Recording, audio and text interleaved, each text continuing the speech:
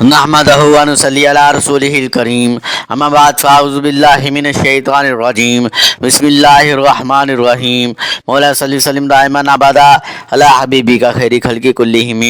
حضرت مقل بن یسار رضی اللہ تعالیٰ عنہ فرماتے ہیں کہ نبی کریم صلی اللہ علیہ وسلم نے فرمایا، جو صبح کے وقت 3 بار یہ کہہ لے اعوذ باللہ السمیع العلیم من الشیطان الرجیم، پھر سورہ شر کی آخری 3 آیات پڑھ لے تو اللہ عز و جل اس پر 70,000 فرشتے مقرر فرما دے گا جو شام تک اسے دعائیں دیں گے، اور اس دن مر جائے تو شہید مرے گا، اور جو یہ چیزیں شام کے وقت پڑھ لے تو اسی درجے میں ہوگا۔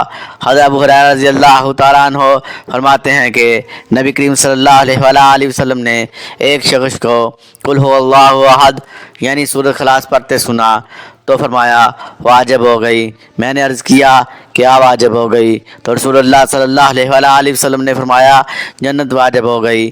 مزید اچھی ویڈیو کے لیے چینل سبسکرائب کریں، ویڈیو کو لائک اور شیئر کریں، اپنی رائے کا کمنٹ میں اظہار کریں۔ شکریہ۔